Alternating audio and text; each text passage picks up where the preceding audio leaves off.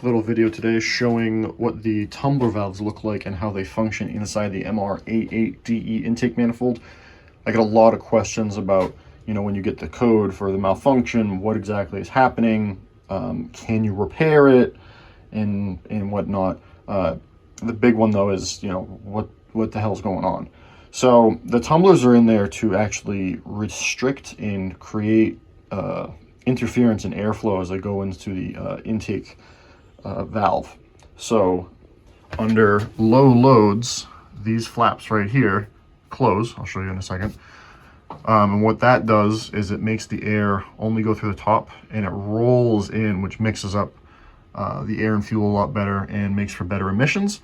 So that's what that does. And then at the same time, this one right here, the flaps go like this, which pushes the bottom into the path of the runner, which also creates turbulence. Nissan probably did some math and figured out exactly where turbulence A needs to happen with turbulence B. Under wide open throttle though, these are not impeding any airflow. They are the way you see them. So completely open and completely closed. These are removable, so that's a thing. So I'm going to take off the control motors and I'm going to actuate them so you can actually see what's happening. All right, so I've got the motors off. It's the exact same motor. And then there's a position sensor on this side. So typically when you get the code for the tumbler valve, either the sensor or the motor has gone bad. You can't buy these separate from the intake manifold because Nissan. But if you go to a junkyard or if you go online, you can just get these or buy a used intake manifold and just take these or this off of it. That way you don't have to take the intake manifold itself off, because you can access these a lot easier than taking the whole manifold apart. So let me show you how these work. So I'm going to actuate this 100% way. That's all the way. You can see it has pushed into the path of the air going through this runner, and it also creates a low spot in this little chamber here, which is just blocked off. So it creates a low pressure zone, which also increases your tumbling, but that's all that moves, which is probably why there's no position sensor, because it's probably just full open, full closed. There's no actual position.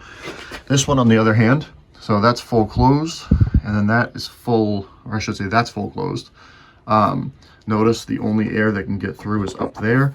Now this one needs a position because at different air speeds, so with RPM basically, it's going to need more airflow or less airflow depending on how things are working. But that's how those work. So in the performance application that this intake manifold is going to be used for, in order to get rid of as much stuff in the way as we can, we're actually going to take all these screws out and take these out of there completely so that we don't need to worry about any of that. The motors do not let you turn the gears inside without power. So, if for a performance application you think about messing with this, don't.